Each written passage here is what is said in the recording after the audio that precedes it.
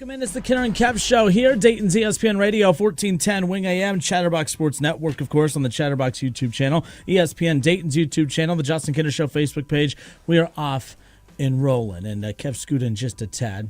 As I'm saying that, I don't even think I'm lined up correctly. My gosh. Yeah, there we go. Forgot the cameras.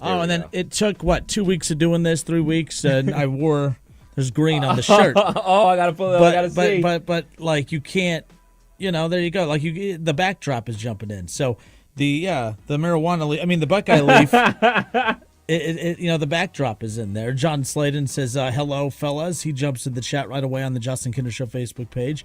Hello back to you as well. We got a full show lined up for you today. Excited to be back. Every time we're off because of the Reds, it just feels like I almost said like happy Monday, because we're always off. Yeah. We're just doing nothing, sitting at home, doing nothing. Absolutely nothing. No show, that means there's nothing to do. People still think we just show up at like 2:30. Just show up and start talking. And they're wrong. 2:45 is when we get here.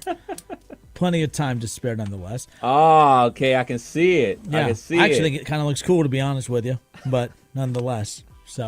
But again, happy Thursday. It's a Kenner and Kev Show, 1410 ESPN Radio, Chatterbox Sports. Of course, we've got a ton to dive into. We'll take a look at what's trending in the world of sports here in just a few moments. I want to give a shout-out to Trace from, off the bench earlier. He was off today.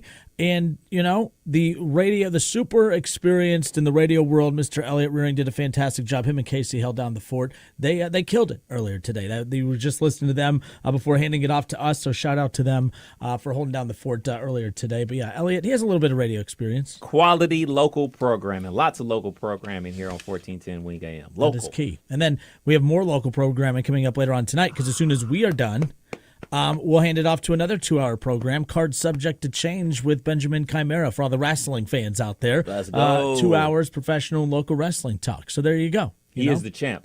He is the champ. He didn't bring the belt in. That's right. He was supposed to bring the belt in. Oh, he wants me to be his Paul Heyman. As I could be, I'm short and fat like Paul Heyman, and I could be very unlikable just like Paul Heyman. I'm the perfect Paul Heyman 2.0. As far as that's concerned. But yes, Card Subject to Change with Benjamin Chimera. Big Kev returns next week to that show as far as that's concerned. But what would be your finishing move if you were a wrestler? What would you name it? Man, I don't know because all these big power moves, that's for like tall people. I'm 5'5". But like a lot of times the shorter wrestlers, like they're usually like the cruiserweight types. Mm-hmm. They're doing backflips and stuff. I can't get out of a chair without making a noise. So I don't know what my finisher would be. The Kenner Claw. I'd like kick him in the nuts or something. The Kenner Kick. The Kenner Kick. There you go. But, it would be something dirty like that. Like, I couldn't win fairly. Call me a Wolverine. You know what I would do? I'd kick him in the nuts, win 1, 2, 3, and my finishing move would be called the Wolverine because I cheated to win. You hear that, Shaw? I cheated to win. So, nonetheless. Oh, Ron Howard dropping by, I know. We saw some messages from Ron earlier today. Goodness gracious. Now, the text line. We always forget about the text line, and he's filling that up. But he says, Kenner, see the news? Watson is healthy. Doesn't matter. Browns suck. Jeez. Then he called me Hornswoggle. What the hell is going on? I set myself up for that. I did say 5'5".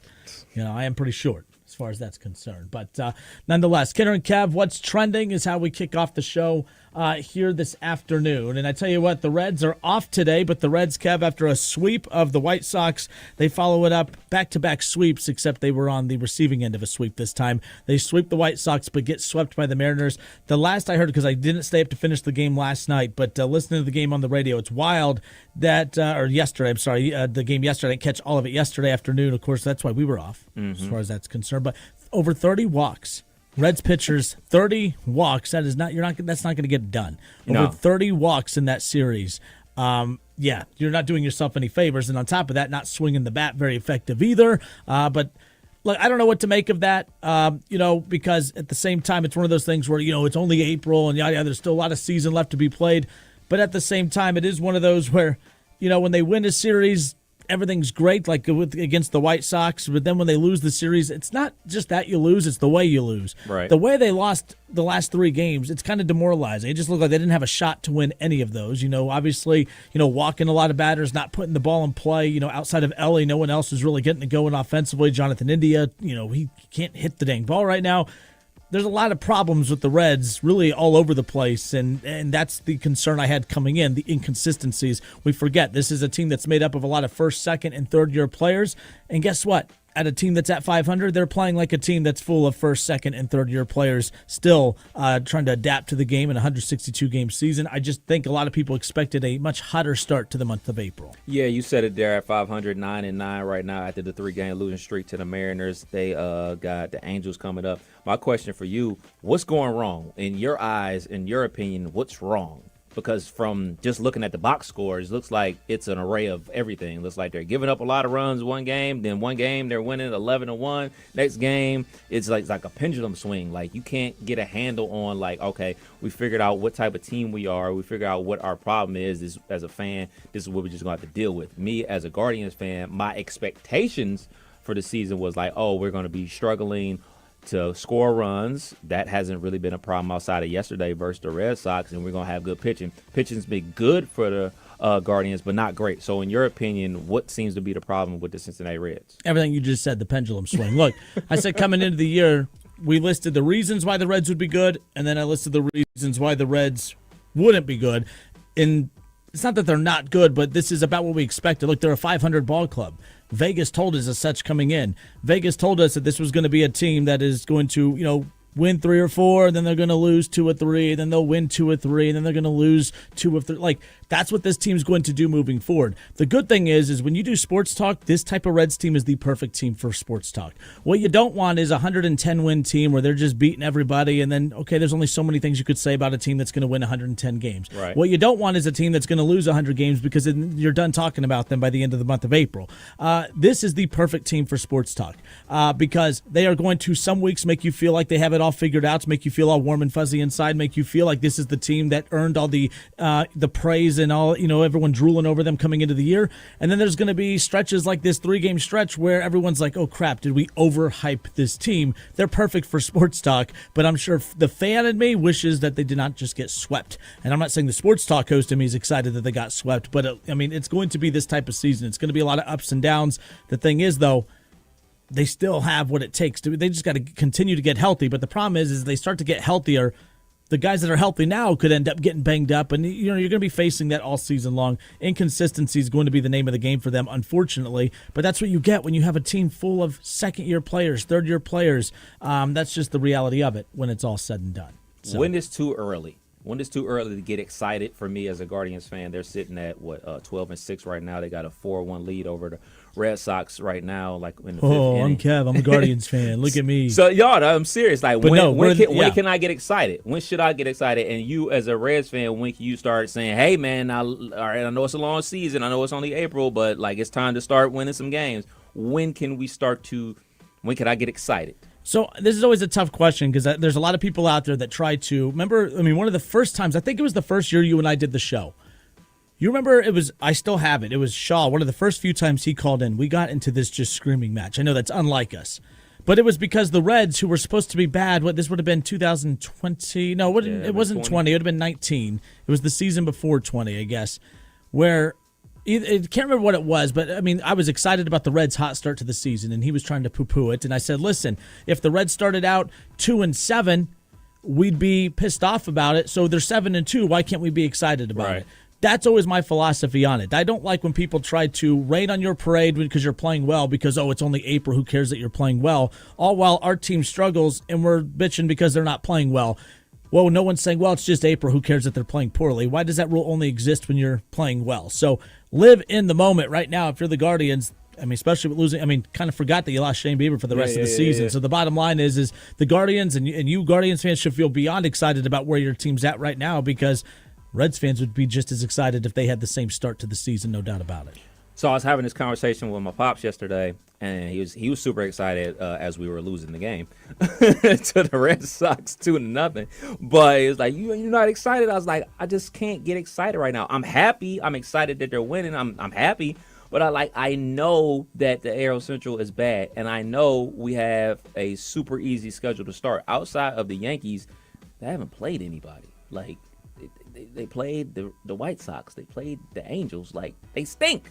But losing to those teams, exactly. Like so, beat the teams you should. Yeah, and okay. I thought we were going to stink, so we don't stink, which is great. But I'm just anticipating June to be very bad. That's what I'm anticipating. I'm anticipating a road trip down south and out west, and it just get real bad real fast, and then my season's over in June. Like, that's what I'm anticipating. Like, I feel bad for feeling that way, but like, I just can't help it. I don't know. I just can't help it. And I want to get super excited. I want to be wearing all my Guardians merch on the show and stuff and bragging, but like, I'm scared the bottom is going to fall out. And I do not fan like that. I do not fan scared. So, messaging into the show, we'll go to the YouTube chat real quick on Chatterbox. Nate on YouTube. What up, Nate? He says, Reds desperately needed today's off day, no doubt about it, especially, look, they're going to return home. As far as that's concerned, starting tomorrow, when that's all said and done. Randy Scott Jr. What up, Randy? He goes, typical Reds losing to teams that they should beat. I mean, the Mariners, is that a team that they should beat? The Mariners, they should have got swept. They started out slow, but they were predicted to be pretty good this year. Yeah, and look at that lineup. Yeah. I'm watching, listening to these games over the last couple of days. I'm like, there's not a whole lot of easy outs in that lineup. Right. And I'm concerned about, the way that the Reds, approached, at the plate. Right now, they're not consistent enough offensively, but I also always have to keep telling myself, too, this is a team that has always struggled going out west as far as that's concerned. So I don't know. They return home. They got a big series coming up this weekend. In fact, our job as a Cincinnati Reds affiliate is to get you excited about Cincinnati Reds baseball. So we're going to give some tickets out. If you want a chance to go to the Reds game tomorrow night, Great American Ballpark, text REDS to 518-1410. Now, we have some listeners in the Cincinnati area. Put 937 in front of that. Text REDS to 937-518-1410. It is very important that if we're going to talk about the struggles right now, that we provide them with the ultimate home field environment when they get back, an advantage when they get back. So text REDS to 518-1410 for your chance to win a pair of tickets to GABP. Good seats, too. Laughing, clapping, following along. Can't wait. Indeed. It's funny that I bring up the Guardians, so I'm looking at their upcoming schedule. So they got a 3-game series versus the A's at home starting on Friday, and then 3 more versus Boston next week. And then this is where I'm going to be biting my nails. They got a 3-game slate with the Braves in Atlanta, then a 3-game slate with the Houston Astros. So, like, that's terrifies me. I am terrified of those 6 games because, hey, man, we can go ahead and win 2 or 3 versus the Sox here, win 2 or 3 versus Oakland, and be all sky high. And they could lose 6 straight games. They could lose all those games, especially on the road. Especially, I mean, we talk about the Reds being a young team, so are the Guardians with a first-time manager as well. So, like, those are the type of things that make me nervous. And like I said before, normally I'm the person that tells people, quit fanning scared. Enjoy it, embrace it. It is what it is. But like with my baseball team, I am not like that for some reason. Oh, I know. But you are the opposite with baseball. You're Mr. The sun's always shining. Well, there's a hurricane outside, but with baseball, I mean, it's bright out, and you're like, oh, now I need sunglasses. It's too damn bright out here, man. My grandmother texted me the other day about the game, and she was watching it, and she was excited. Like, I see they're doing pretty well. That's pretty cool. And I think that's what it is. Please tell me you didn't ruin Grandma's day. You should have been I didn't absolutely, do anything. Grandma. I didn't do anything. I wasn't playing. I wasn't the one striking out all the time versus the Boston Red Sox yesterday. Did you know that game ended in an hour 45? I mean, those games, they shaved about an average of a half hour off the time of games last year. That's insane. It's called no one's hitting the damn ball. It's either good pitching, bad offense, but either way, that always equates to a fast-paced game. Pace of play through the roof when that happens, I'll tell you that much. But if you're just tuning in, it's the Kinner and Kev Show here on 1410 ESPN Radio, Chatterbox Sports on YouTube. We appreciate you tuning in, of course. It's supposed to be, top of the hour headlines or what's trending, but we got into this, talk about the Reds and the Guardians. It's very ironic. I mean, coming into the season, not a whole lot of expectations for the Guardians, a lot of expectations for the Reds. It's been an average start to the season for the Reds at 500. The Guardians at one point had the best record in baseball here the first couple weeks in. But Kev threw out the question, at what point of the season are you allowed to be concerned or start to get excited? And that's the big kind of debate to open up the show today. And we're, Jeff McPherson on Facebook, Kev, he messages into the show on the Justin Kinner Show Facebook page. He goes, Pete Rose said you can't win a pennant in April, but you could damn sure lose one. And there's that. Look, the Reds missed the playoffs by 2 games last year. That's why I'm a firm believer in that. For everyone out there that right now is saying, oh, the Reds losing games isn't that big a deal. Well, This is going to be an up and down. Look, this is going to be a team that's going to get to that 80 to 85 win mark. If they don't get to that 90 wins, making the playoffs is not guaranteed. I'm not saying 90 guarantees you, but in this division, I do think 90-plus wins guarantees you a spot in the playoffs. You win 84, 85 games, I don't think that's enough. And I think we're going to look back at some of these games. You should not get swept. They lose 2 or 3 to the Mariners. Okay, tough place to play on the road, yada, yada. Okay, cool. Especially that little road trip. You go to Chicago, then you end up going over there. But the bottom line is getting swept. You missed the playoffs by a game, 2 games, 3 games. You're going to look back at this month when dropping some of these games early on. I think that could be, looked at as a problem as far as that's concerned. So, we'll see what happens. But what's up? So, for reference, last year the Brewers won the NL Central with 92 wins. 92, yeah. That's winning this, and I don't remember what the white. So the Reds obviously finished with what? 82. 82. 82 and 80, yeah. So 82 and 80. They missed the playoffs by 2 games. That's what I'm saying. Like that 84, 85, that ain't promising you anything. You can't, lose these games early in April and act like it's not a big deal. I get what people are. So when people say, well, it's only April, what they're saying is well, there's plenty of time to ride the ship a little bit to get things right. But when you bury yourself in April, and the Reds have not buried themselves, they're just leaving some meat on the bone. That's the problem as far as that's concerned. Scott Webb on Facebook says, David Bell continues to change the lineup every day. He has a AAA lineup that he likes to play for some reason. Fire David Bell. We ain't doing this already, are we? And David Bell's April my 18th. guy. David Bell's my guy. You know that? I've always been a David Bell guy. Best buds. Look, David Bell's not the problem right now. David Bell's he's not the problem right now, but this is a high-pressure season for him. I do know this. It doesn't matter what the excuses are. It doesn't matter if health is the issue. It doesn't matter if youth is the issue, inconsistencies. It does not matter.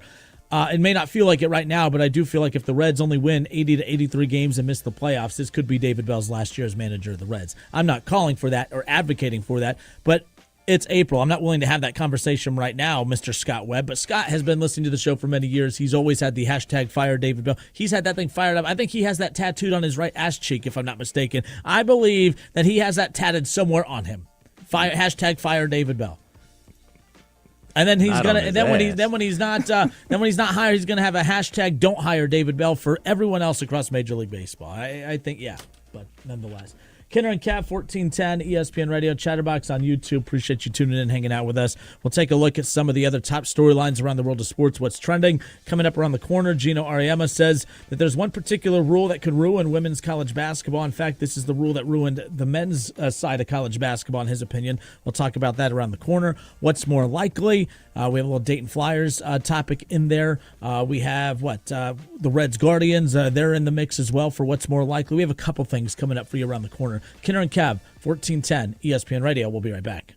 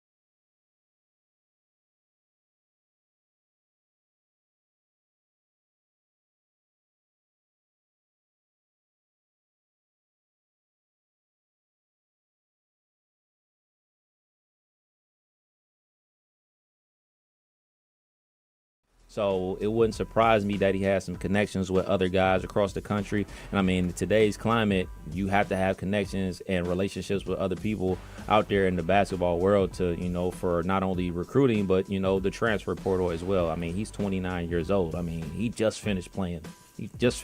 Said he was done playing basketball. So obviously he was on the coaching staff up there at Michigan last year. Now he's bringing his talents down to the Wright State University, home of the Raiders. And look, I like the fact that you have two local guys on the staff, mainly because the fact that, we've talked about this for years, that there's so much talent here in the Dayton area that leaves the Miami Valley to go play college ball elsewhere. And a lot of times these guys are leaving to go play college ball in the Horizon League or in the MAC or mid-major schools, that it's the same type of talent that Wright State's looking for. And, the other school in town always tries to take digs at Wright State about attendance and all that stuff. You can start landing a couple of these local kids. You start bringing some of these local fan bases, to start help filling up the Nutter. That's how you start slowly increasing attendance from that standpoint. I'm not saying that he was only brought over for the local kids. He's brought over because he's earned it. I think it's a hell of an addition to Clint Sargent's staff, no doubt about it. But we'll see if it starts leading to them landing some local kids as far as that's concerned. But at this point, I've always said, it reminds me, not comparing this to Urban Meyer at Ohio State, but people made such a big deal about Urban doesn't get enough Ohio kids. I'm like, I don't care if they come from Jupiter, dude. I don't. Just come in and play well.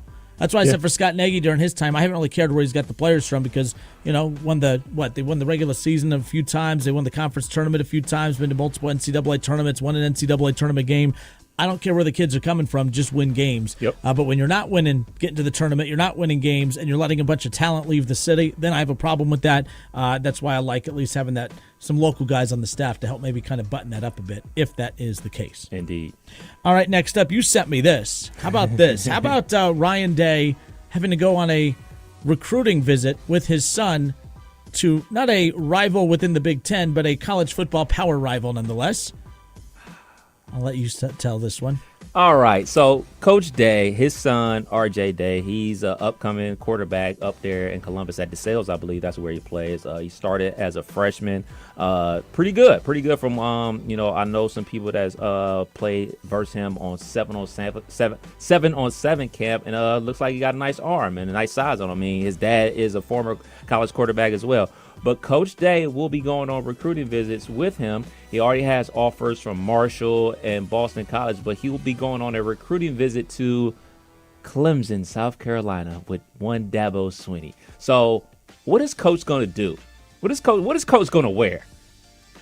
Like for real. Like, I really want to know what he's going to wear. Is he going to be cool about it, wear a nice little polo button up and no Ohio State garb on when they take the picture with Dabo? What's his facial expression going to be like? Is he going to have a little Buckeye pendant on when RJ's over there taking pictures with the gloves and the whole uniform? Is he going to have that scowl look on his face? Like, Coach Day, like, people like talk about Coach Day and the whole going at Lou Holtz and stuff like that. People think it's fake. Some people think it was genuine. I think we're going to see a genuine expression from Coach Day when we see these pictures come out of him being on that recruiting visit. And, does RJ not want to go play for his dad? Why are you going on why Clemson? You want to go there? First of all, what has Clemson done as of late to earn Clemson's just is there a path to get on the field? Possibly. But maybe, sending in, a little infiltrate the enemy, if you will. I don't know. Maybe that would have made more sense 2 years ago. But, hey, Ryan Day, the last time they played one another, got the best of old Dabo. Indeed. In the college football playoff during that COVID year, Ohio State would ultimately go on to lose to Alabama in the national championship. But you're right. We forget that the college football coaching landscape's a lot younger than it used to be. So, yeah, you're right. When you have these coaches who have kids that are good enough to play at that level, they have to go on these but not Deion, though. Not Deion. The Lord has blessed him, and they want to see how he lives his life, man. They want to go to his house. But no, that's very interesting nonetheless. You're right, because we never really had to hear about even like Coach K or, other older coaches in other sports having to go on recruiting visits with their sons. No, maybe grandkids, but they didn't have to go with them on those. So, yeah, very unique, especially if they have to invite him to old Dabo's home. Does Ryan Day take his shoes off before he walks in? Oh, I'm sorry. Does he trounce in mud and wipe it on the floor? I stepped on something very soft out there. My bad. My bad. Let me wipe my shoes off. Must be some tiger crap or something. I don't know. But, so I'm looking at this. Dabo, Coach Swinney is 54 years old, and I believe Coach Day, I don't even think Coach Day is 45 yet, if I'm not mistaken. Let me see. Coach Ryan Day. So, yeah. Coach Day they're not showing his age. 45. Coach Day is 45. Shouts out to the 45 club. So good He's for in him. his Jordan years, too. But no, nonetheless. But very interesting. Again, Ryan Day's kid going on a quarterback out of Columbus, St. Francis de Sales. He's going on a recruiting visit to old Clemson, and Ryan Day is going to have to go with him, nonetheless.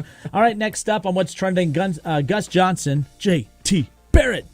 Gus Johnson will return to calling NBA games with Game 2 of the Pacers-Bucks series. Tuesday will be when you could hear him on NBA TV.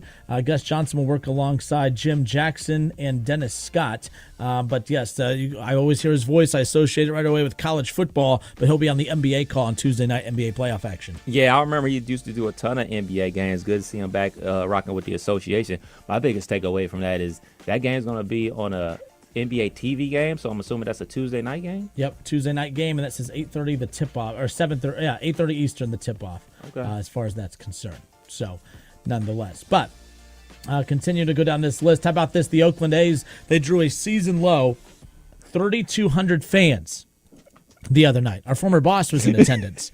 I already knew yeah, our former boss was in attendance. I saw that he had posted pictures, so they do. He's now the OM over there at the Bay.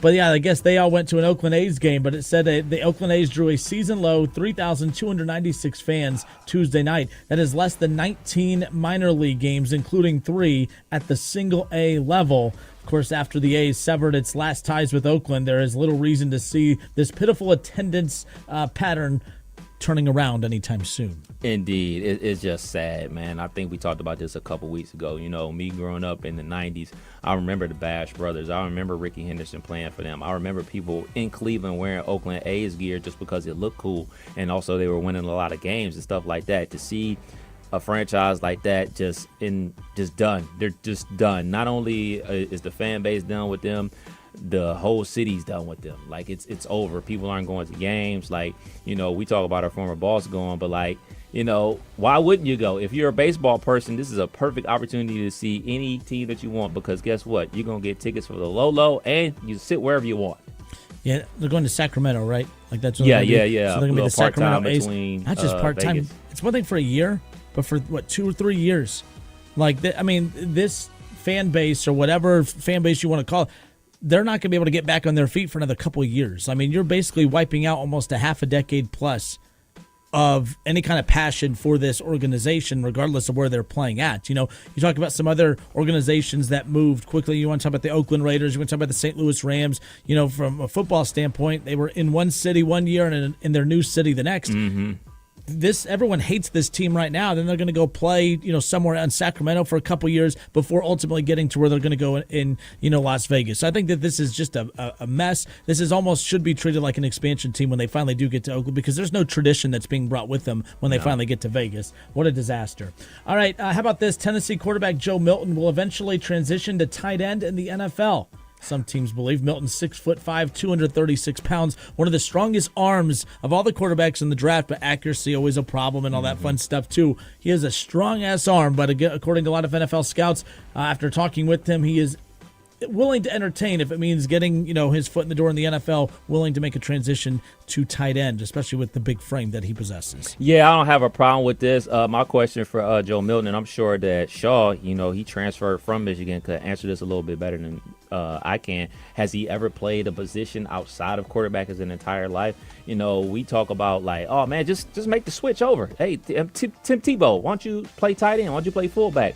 Well, I've never done that. All I ever done was play quarterback. So, like, we throw it out there like it's super easy to do. It's going to be a tough transition because, like, he can be as big as a house all he wants, but he's still, like, been trained as a quarterback. And, so I'm curious to see if he can convert that athleticism that he has into making it in the NFL as a tight end. Next up, again, how about, our Dayton's radio home for Wright State basketball. Wright State lost in the quarterfinal round at the Nutter Center against Northern Kentucky, and they lost against Northern Kentucky because they could not figure out a way to stop Mr. Marquez Warwick, who probably should have won Horizon League Player of the Year. He ended up becoming the program's all-time leading scorer, but he entered the transfer portal. So NKU knocked off Wright State, and you went to that game. You just saw how unstoppable this kid was. Enters the transfer portal, and some people thought he'd go to Cincinnati, Xavier. There's a lot of schools that were kind of interested in him.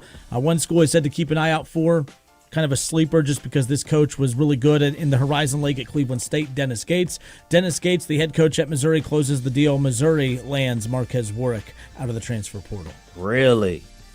Man, you couldn't find some better than that? It's the relationship with Dennis Gates is really what it comes down to, is my assumption there. I think Mizzou went over in SEC play last year. They started out hot. Missouri was really good to start. I gotta Unless that was double-check that. I think last year was Dennis Gates' second year, but the first year he took over, he did really. Yeah, last year was the second year. First year they did really good, but again, going out and getting the Marquez Warwick, I'm just surprised. That has to be an NIL type of thing, because you would think you have one more year left to play.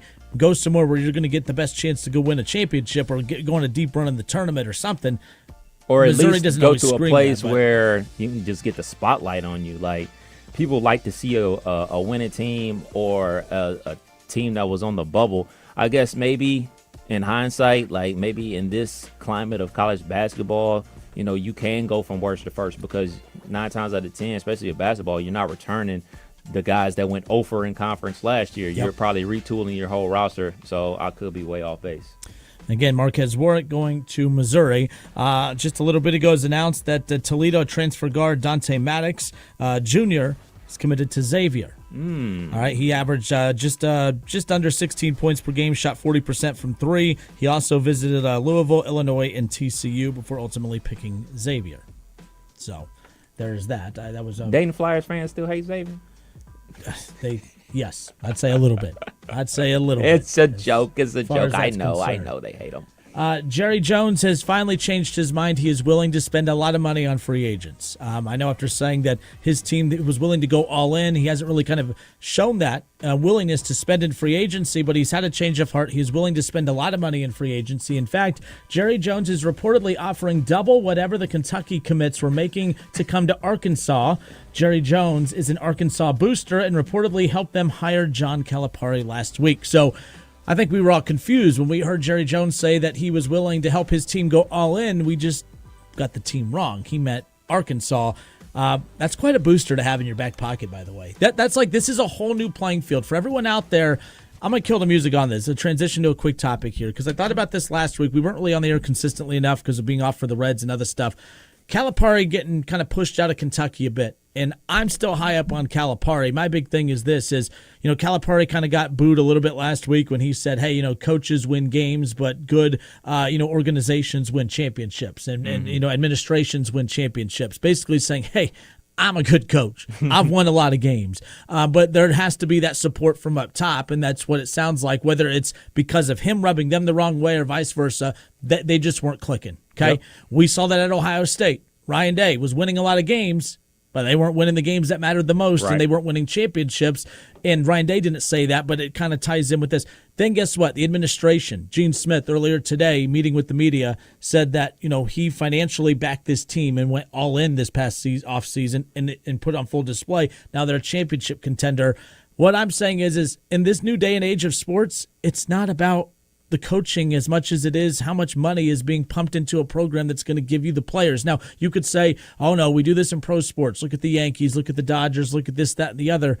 Yes, but there is at least some ground rules for an equal playing field within Major League Baseball. Not many, but Major League Baseball, the NBA, the NFL.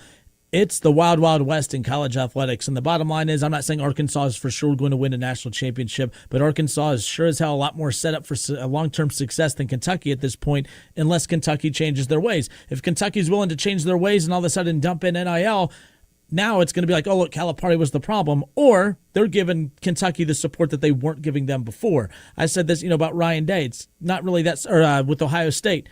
Jake Diebler lands, who's the 5-star they just landed? They obviously get Michi, and then Jones is his last. I think either way, they get a 5-star. That's the first 5-star that Ohio State has received since Thad Matta left. Okay, D'Angelo Russell was the last 5-star that committed to Ohio State. Well, guess what's changed? Oh, man, what was Chris Holtman doing? Chris Holtman couldn't get a 5. Chris Holtman is getting more NIL support at where's he at now? The why am I drawing? No, not St. Louis. He's in the Big East. Why am I DePaul? So Chris Holtman is getting more NIL support at DePaul than he was at Ohio State. So now Jake Diebler comes in. He's getting all the NIL support that Holtman wasn't getting, and voila, they land a 5-star. So now we're going to do this thing where we're saying, oh, look, he's doing better than Chris Holtmann, but he's given way more resources than the previous coach. And that's kind of what I'm looking at Arkansas here. Calipari's going to go kill it at Arkansas, and it's because he's getting that full support. It's just we have to get past this judging coaches by just the X's and O's anymore. It really does come down to what kind of support are they going to get from their administration. I hate calling it that, but it's pro sports now, from their faculty, from their whatever you want to call it. But I just think that's very interesting nonetheless. Yeah, you're right. Well, partially right, in my opinion. To me, this just screams like that these coaches are finally admitting that it's all about the Jimmies and the Joes. It's always, in my opinion, been about the talent acquisition, and that's what made the difference between Urban Meyer and Coach Tressel. I personally love Coach Tressel. I think he's a better X's and O's coach, but there's no denying that Urban Meyer was able to get more talent into the Ohio State program, which took Ohio State to another level. So that tells you about the Jimmies and the Joes. And then you throw in the NIL situation where, teams or maybe somebody out there has a lot of money and doesn't want to give to the program because of one reason or another. And everybody basically gets fed up to a certain point, especially when you're that invested in a program like a Gene Smith, like a Jerry Jones. I mean, he used to play football at Arkansas way back in, the 1950s or 60s or whenever he played. So, when you're invested and you love something so much, you're willing to cough up the money in order to see your alma mater win. I mean, T-Boone Pickens, he has a whole entire stadium that he built. You know what I'm saying? So it takes the Jimmies and the Joes to get you over the top. Not to say you don't need a competent head coach, but you need better players than you need a good coach. Yeah, and it's going to be there's a lot to the puzzle. No doubt about it. But the most important puzzle is going to be that NIL at this point. Yeah. I mean, you can't get the players now without some money. Yeah, and before, we're watching some of the best players at Duke enter the transfer portal. Some of Duke's starters. It's Duke, and you're a starter. Some of Duke's starters have entered the transfer portal. Why? NIL, it's no longer about the coach. It's no longer about the program. Schools who normally did not have a shot have a shot now if you have some guys that are willing to pump in some dollars. Earlier I said there's not an equal play. It almost has provided an equal playing ground now if you have the right donors and have the right pockets, and Jerry Jones has definitely provided that for Arkansas. If that is the case, again, we have to see it play out on the floor. But everyone ripped Calipari for saying that. But everyone chalked it up to his ego, but I don't think he's wrong. I do not think you could bring in Calipari, give him no support, and everyone's going to say, he doesn't know how to coach anymore. Watch next year, Arkansas, they're going to go on this run, and we're going to Calipari, man, he learned he learned the game of basketball again. He figured out how to coach again. He figured out what an X and an O is on the chalkboard again. That's just what we do. We always do this. I think we'll see what guys he gets in the portal, because if basically all the guys from Kentucky go there, then they're following him. So we would expect similar results, right? What I would like to see from Calipari is what I was talking about a couple weeks ago when he decided to leave the Wildcats or whatever, is get that mix of the what Pope elite. Said. Yeah, get a mix of it. All right, man, let's get these guys that have been around a little bit, that are seasoned, because you're going up against veteran teams and veteran players that have been in college basketball before. But hey, man, let's get this two elite guys that are going to put us over the top, because their talents are so much greater than everybody else's. If they keep honing their skills, by the time the tournament comes around, they'll be the best player on the court, like a Derrick Rose was when he was back in Memphis. Yeah, and real quick to tie it back into Ohio State's basketball program right now, they get Bradshaw from Kentucky. Yeah, that cost a penny. Okay, they got, because Arkansas was going after him too. Ohio State got him there. They get Michi. That was through NIL. That was through the Nah, man, when they come back home, man, they get the 5-star. And by the way, because this was just sent in, John Slayton's on Facebook, on the Justin Kinner Show Facebook page, said, anyone hear anything more about a destination for Kobe Brea? I heard OSU has reached out to him. There have been quite a few schools that have reached out to Brea. Ohio State desperately wants Brea, and they should. You're going to have a big-time scorer in Michi. Okay, you have obviously Thornton. You have guys that could take guys off the dribble. They are good overall scorers. But all of a sudden, with Bradshaw and with Akpara, all right, and what I mean, with all these bigs that they have down low, now you add a Brea into the mix, Ohio State's a national championship contender if they're able to land a guy like Brea, because now you have dominant three shooters, dominant scorers, 7-footers down low. Yeah, Ohio State, they're providing Jake Diebler all the NI. And by the way, with Brea hitting the portal, obviously wanted his cake to eat it too, wants a better role, but probably wants that NIL money more than what he was going to get here at Dayton. Ohio State's willing to offer that to him. It's wild. I know the number $2 million is what DePaul is working with NIL wise over there, more than what Chris Holtman was given the last couple of years at Ohio State. That is wild to me. I think That is it also wild. has a little bit to do with, like, I don't know how to say this the right way. Like, if you're not getting something on the court, you're tighter with your wallet. If you're getting like, oh man, we're balling out of control, man, you're more apt to give money. Like, I don't think like Coach Holtman put the boosters in a situation where they were willing to give more money. Is that, unfortunately, that's how it works. Like, people have to be wooed out of their money. Like, people just don't show up and say, hey coach, how much do you need? Well, what did Jake do to woo him? They went on that streak, that good feeling. They went on the streak last year too. They went on that streak in the month of March, and then they went all the way in that Big Ten tournament. They went on that streak too. And, but again, it was all freshmen and sophomores is who now he's bringing in Micha. He's bringing in all these. You're bringing logic to the table, Kenner. These and people, it pisses me off because I like Jake. I'm pulling for Jake, but I'm a Holtman guy too. I'm tired of people trashing on Holtman. I'm not saying he's Coach K or anything, but he's not this trash guy that everyone trying to make him out to be. But we'll see what happens. I think it was the cycle repeating itself. Like we talked about in January. Like, oh, here comes January and February. 3 straight years of that mess. Yeah, and so then, like, imagine if you were somebody that was coughing over, I don't know, $100,000 every year. Like, you get that phone call from, Gene Smith or the collective saying, hey, we're looking for that $100,000, Kenner. Man, I don't know if I'm going to be able to do that this year, man. Well, why not, Kenner? I mean, you always give. Yeah, man, but we're not winning enough ball games for me to give up my money again. So I think that's how I approach it. And then once things hit the fan and say, hey, man, we got to turn this around, much like the football team, like, all right, well, what we got to do to start winning these games versus these teams, we got to dig into our pockets. And that's what happened. Yeah, again, earlier today, Ohio State Athletic Director Gene Smith said he went all in to finance the football program after the struggles in 2023.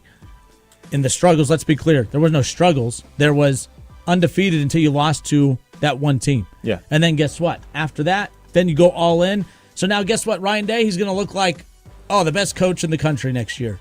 But after last November, he's a bum. Get him out of Columbus. He doesn't know what he's doing. So we'll see. All he had to do was cheat, though. Better get that quarterback situation figured out. All he had to do was cheat. Nonetheless, Gino Auriemma says there's a particular rule that could ruin women's college basketball the same way that it ruined men's college basketball. We'll talk about that next.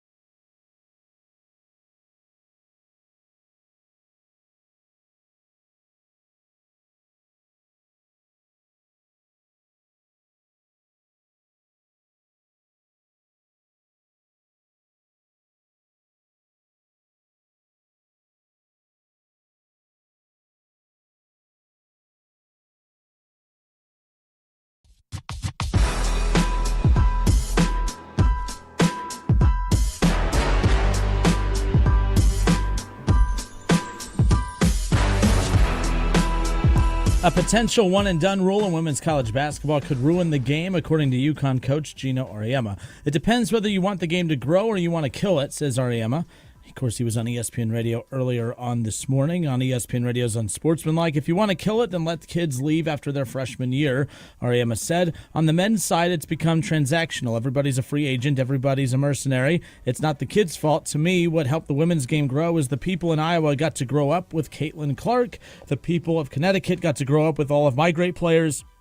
There is something to be said for that, and I cannot agree with anything more than what he has said. Now, two things could be true.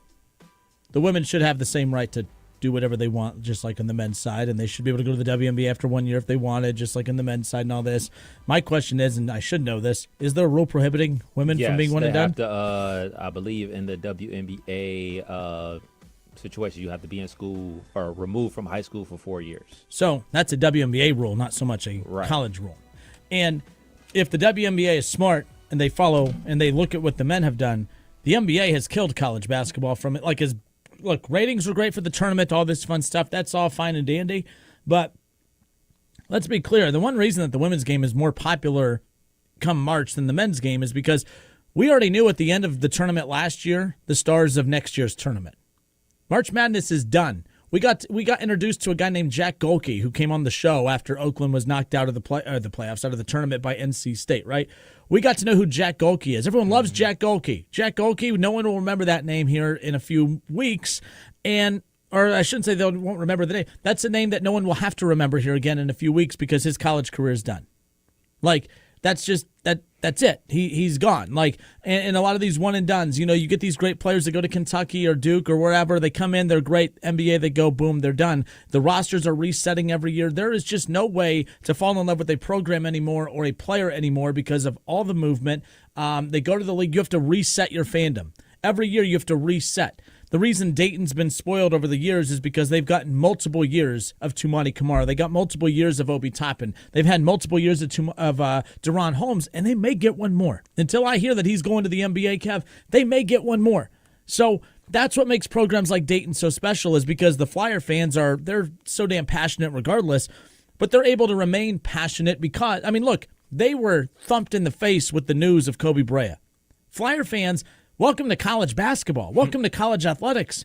They got to experience what everyone in college has been experiencing for years. Now, before you guys say, oh, now, Kinner, come on. There's been plenty of players that have transferred out of the program. Not like that. That's one of their best players leaving. When's the last time Dayton had one of their star players leave? That hasn't happened to them, and they've been fortunate. And the fan base showed that they really couldn't handle it that well when Kobe Bryant left because everyone lost their minds about it. Well, everyone else is like, welcome to the club, dude. Welcome to the club. Now you know how it feels. The bottom line is can you imagine if you get introduced to Deron Holmes and he's a star and you think, oh, man, he's gone. Crap. Right. Oh, but don't worry, we got this guy. Oh, that was fun. He had a good freshman year, and then, then he left. That's the problem with the men's side. And that's the problem with the portal, and that's the problem with everything else. But there's a lot of different things happening. It's not like it's just one and done, and that's what hurts college. The one and done hurts college basketball. The transfer portal hurts men's college basketball. A lot of things hurt the men's side. There's a lot of things that are actually going well for the women's side, and they have marketable stars now. You have names that you recognize every year. That's why the game is growing. We're talking about Caitlin Clark, yes, but Caitlin Clark was a mega star because you got a chance to know you knew exactly where she was going to be this season. She had a great tournament run last year. Everyone got to know who she was. Same thing with Angel Reese. Same thing with a lot of these players, and obviously South Carolina. And then the season ended. Oh, they're not going to the WNBA. You know exactly where they were going to be a year later. With the men's side, you have no clue who any of these guys are. And right when you get to know them, they're on a new roster next year or they're in the NBA next year. That's the problem with the men's side, and it's like you have to hit reset. The numbers were great for the men's this year, but imagine if they actually had that women's basketball feel to it where they were stars and they were recognizable names every year. That's what the men's side's missing, and they're not going to get that back as long as the rules are what they are right now. So here's the official league requires domestic draft. You have to be 22 years old coming out of college. International players have to be at least 20 years old in the year that the draft takes place. So yeah, like Caitlin Clark, she could have come back to school for an additional year because of the COVID year, just like Paige Beckers is coming back for an additional year, even though like she missed like 2 years due to injury, so she's coming back for quote unquote a fifth year.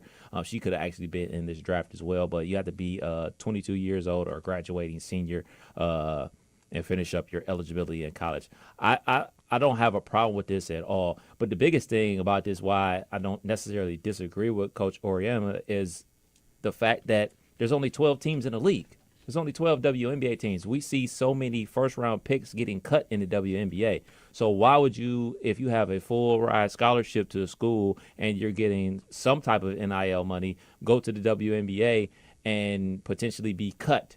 And we saw like the contracts for a Caitlin Clark and first-round picks is like for the first year is $70,000.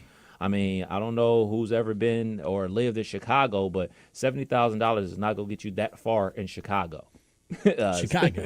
$70,000 not going to get you very far living in Las Vegas if you play for the Aces. So, like, that's not a lot of money going into a professional league. So I think that's the biggest thing for these ladies that are even thinking about going to the WNBA. Like, wait. You mean I leave here when I'm making some money or go there and make some good money, but, oh, yeah, I'm going to, like, these large cities because, you know, there's not a team in the WNBA in a city like Cleveland. Like, if you made $70,000 in Cleveland living on your own, you're in good shape. $70,000 in Chicago, New York, Las Vegas, Dallas, you might need a roommate. You know what I'm saying? So, like that's the other thing where you get, you know, room and board and scholarship and food and all that type of stuff. So I don't think that the women's college game is in any trouble at all because I'll be perfectly honest, women are smarter than men. Like, these ladies are way smarter than us. They'll realize, like, wait, you want me to leave a good thing and go for a maybe? They're not stupid. They're going to stick around and milk this for every dollar that it's worth, get some degrees, play basketball, get paid, and then eventually go off to the WNBA or across seas to play basketball. Like, I don't think that the women's college game is in any trouble at all. No, if anything, the men's game should take a look at what the women's side, and obviously it's a little bit different because it's the point you talked about, more NBA teams, more opportunities, that type of thing. But, you know, it's not up to the, you know, we talk about college basketball needs to fix it. It's not up to college basketball. Right. The WNBA's ruling on that helps women's college basketball. Right. And I know what your point is, but if the WNBA switched it to where you can come out after 1 year, I still think there's a good chunk of players that still test those waters as far as that's concerned. I mean, not as many as the men, but I don't know if we get 3 years of Caitlin Clark or 4 years of Caitlin Clark. I don't think we get 4 years of a lot of these players. I think we get significantly less. Then that would hurt the women's game just as much as I think it hurts the men's game. If the NBA came out and said, okay, we're moving the, you know, for one, that's why the NFL, you want to talk about the power of the NFL. The NFL is such, I mean, we're going to have the draft coming up here in a week. From today. We know half these damn players, and we're not fans of half those teams. But they've been in college so long, and we've seen so many of their games, whether it be because it's a rival of our team that we follow, or they play in the same conference, or we hate this conference, so we hate watch them, or we hear so much about them.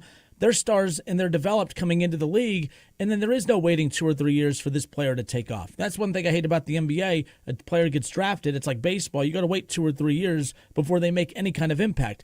Zion, I feel like, came out of college 10 years ago. I know that's not really the case, but it feels like he came out of college 10 years ago. We, for the first time, got to see him on a stage that actually mattered the other night. Like, that's wild to me. That it should not take this long before we see teams and players develop around one of the NFL guys come in, make immediate impact right off the bat. That's why it works so well. We're going to see Caitlin Clark, regardless of what Diana Taurasi says in her jealousy, and I can't stand Diana Taurasi now. Caitlin Clark's going to go in. She's going to make magic happen right away. She's going to win championships. Maybe she does. I don't know. She's going to go in. She's going to be a star right off the bat. The NFL is king because they go in. They're stars right off the bat. This women's class going to the WNBA, they're going to be stars right off the bat. That's why that's a healthy situation. That's why the NBA, it's the lowest rated season TV wise in over 20 years. They said. I was like, holy crap! The TV ratings have plummeted across the board.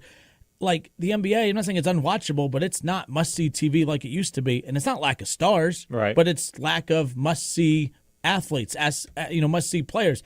The NBA draft, no one cares about the NBA draft because we don't know who half these dudes are. You do. You're a basketball nerd. No one knows who half these players are. I think it's more that there's stars to be seen. I think there's not enough must-watch TV, must-watch games because,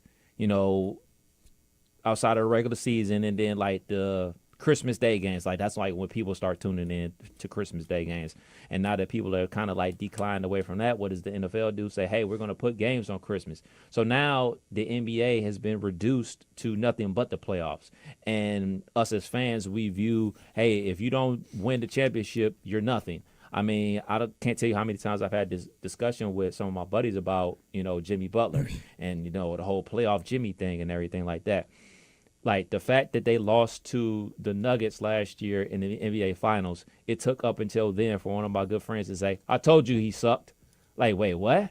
So everything that the Miami Heat did in the play-in, the first round, the second round, the Eastern Conference Finals, like, that gets negated because they lost the finals. Like, that is maybe the toxic part about sports, or the toxic part about the NBA, that, like, unless you win the championship, you're nothing. So if the Lakers beat the defending champions in the first round and they beat whoever in the second round and go on to the NBA Finals and lose to the Celtics, see, told you LeBron stunk. Wait, they just beat the Nuggets. 2 months ago, they beat the Nuggets in the first round. What are you talking about? So, like, I think, like, that we have reduced the NBA to nothing but not the playoffs, but unless you're hoisting the Larry O, you stink. Yeah, and look, but the NBA, there's billions of dollars for those TV deals. They're on all the time. Oh, yeah. It's like you can't watch them. I mean, they're on all the time, but people just are choosing not to watch them. As far as that's concerned, but.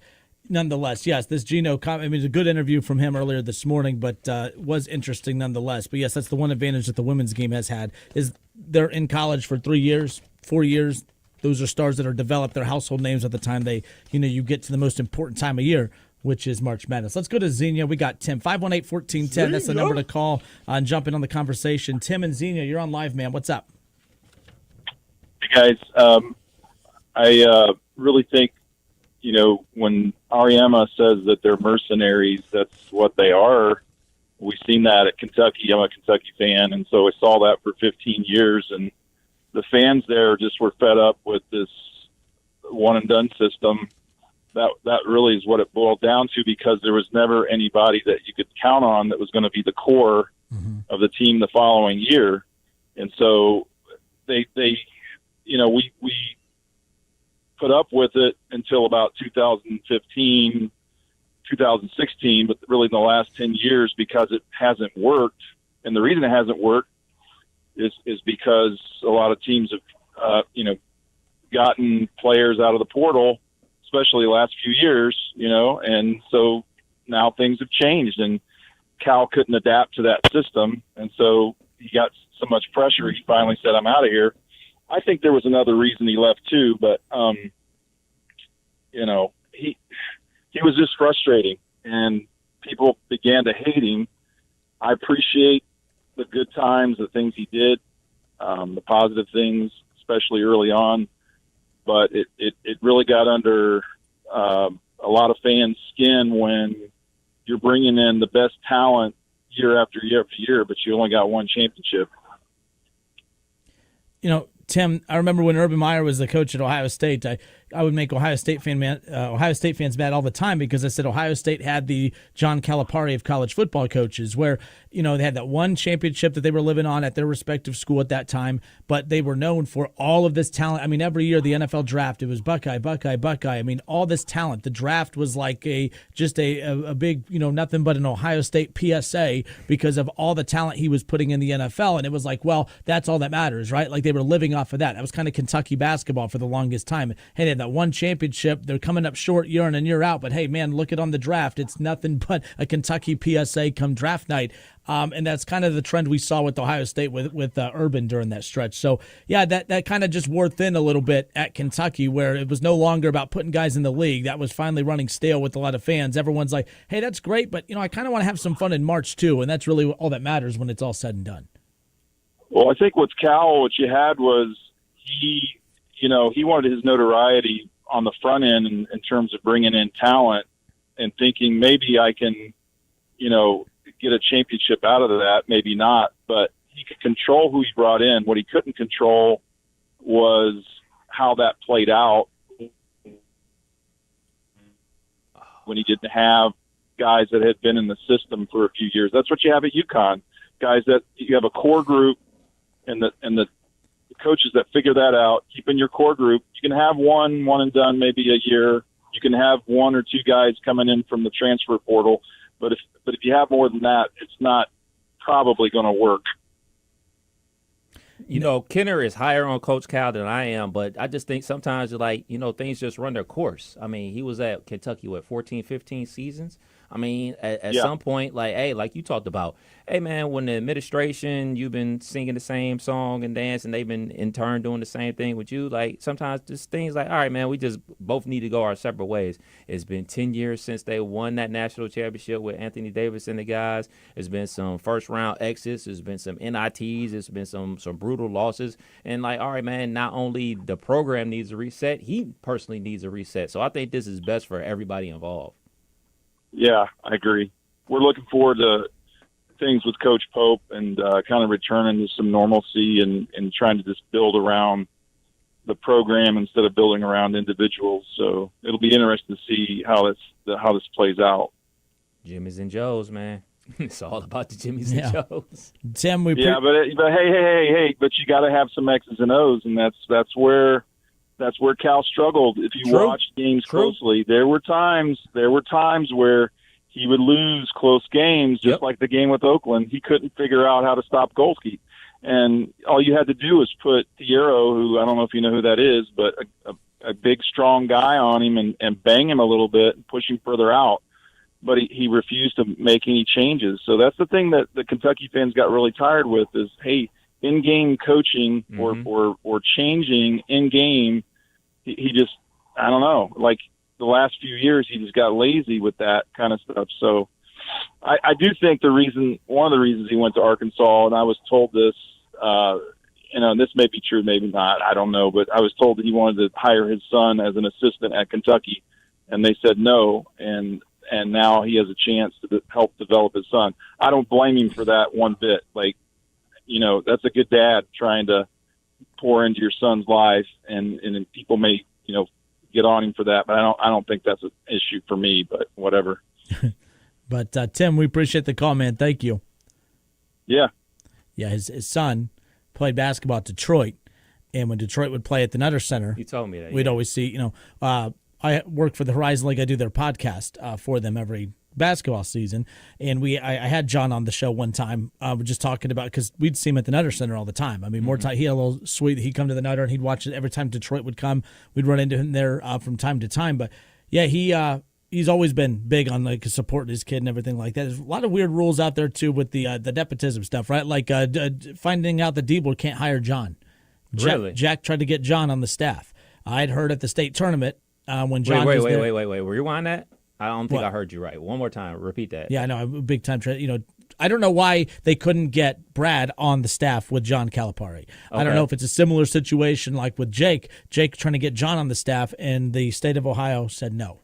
Like there's some law keeping that from happening. So Ohio State, their higher up said no to that. I have to pull up the article and get all the full details. But yeah, I knew at the state tournament at UD Arena about a month ago, that was what all the big talk was. Everyone I talked to, John said, yes, we're working on that. He loves coaching with Mata, but he was trying to get back home. He was trying to get to Ohio State, his alma mater, and they couldn't get that deal done. Like, hey, man, I actually played here. Yeah, those records there, Big Ten records, everything. Like this isn't a nepotism thing. Matter of fact, he if I'm not mistaken, yeah, that's crazy. That's wild, man. That's wild. You know who needs that rule? Iowa. That. They were begging for that rule. They could have put them out of their misery a long time ago. His son, the offensive coordinator. Ugh. I know we got this coming up, but I'll steal your thunder a little bit. What's more likely to happen? Coach Cal return to Coach Cal form and go back to the Final Four, or Coach Cal to go full Jimbo like he was at A&M? Coach Cal has to make adjustments as far as, like, he can't go to Arkansas and do the whole I want to win with all freshmen again. Like, that, there was some stuff. I'm sure that they wanted to supplement the roster with the portal. I think what Calipari wanted, based on multiple reports I read, hey, yes, I want to go get the 5-star. I want to load up a roster with 5-star McDonald's All-Americans, but I also want to go hit the portal and get some of the best transfers out there to bring in veteran players to round it out. If he's able to accomplish that at Arkansas, then he's right back in the driver's seat within 2 years. And then it's back to, who adjusts quicker, Rick Pitino at St. John's or him at Kentucky. And then it's going to feel like 10 years ago with Rick Pitino and John Calipari dominating college basketball again with, of course, now you have obviously, UConn and Hurley doing their thing over there. But that's really, to me, if he does that, but so the NIL issues that they were having, they weren't willing to fork over some dollars for some players, but he wanted to get veteran players in the portal to round out his 5-star All-Americans, from the high school side. So we'll see. That's the thing about it.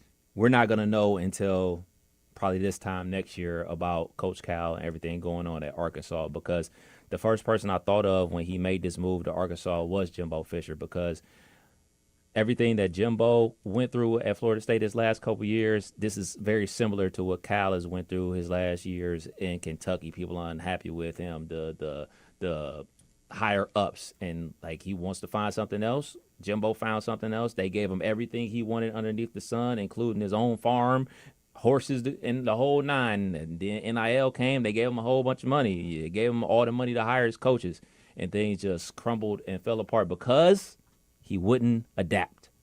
Will Coach Cal adapt? If Coach Cal adapts, he'll be perfectly fine. If he remains rigid and, hey man, I'm going one and done, I think he'll fail just like he did before. Well, not fail. I think that's a strong word. But fizzle out. Yeah, definitely not fail. No disrespect to Coach Cal in that. But definitely can't put failure and Coach Cal in the same sentence. We got 10 more years of Coach K because he adapted. I don't think we would have got the last 10 years of Coach K unless he adapted. He had to adapt. Ironically enough, the guy that he had to adapt to was John Calipari. Right. Calipari was going the one and done route and dominating that way.